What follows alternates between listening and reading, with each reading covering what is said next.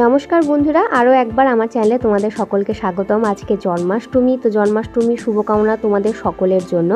আমি আছি বাপের বাড়িতে, আর বাপের বাড়ি যে গোপুসোনা রয়েছে তারই অভিষেক তোমাদের সাথে আজকে আমি শেয়ার করতে চলেছি। দেখো কত মিষ্টি লাগছে দেখতে।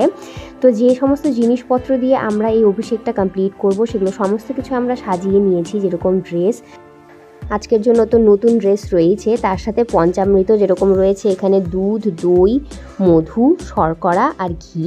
তো সবার প্রথম জলশঙ্খের মধ্যে আমরা কাঁচা দুধ নিয়ে এভাবে সবার প্রথম যে অভিষেকের স্টেপ রয়েছে সেটাকে আমরা করে নিয়েছি।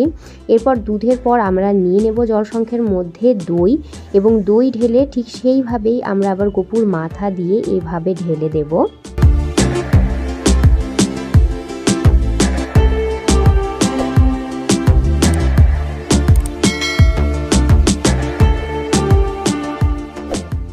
নেক্সট স্টেপে আমরা দিয়ে দিয়েছি এখানে ঘি, যেরকমটা দেখতে পাচ্ছ।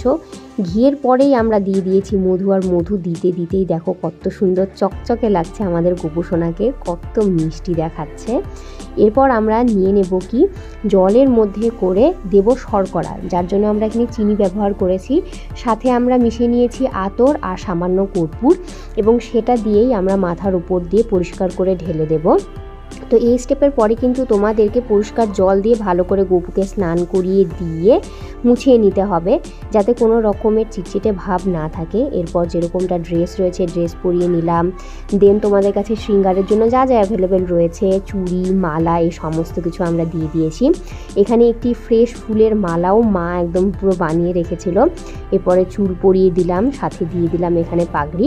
আর পাগড়ির পরেই যেটা ম্যান্ডেট সেটা হলো বাঁশি। গোপুর বাঁশি তো এখানে দিতেই হবে। তো ব্যাস, সব কিছু নিয়ে গোপু আমাদের জন্মাষ্টমীর জন্য সেজেগুজে রেডি।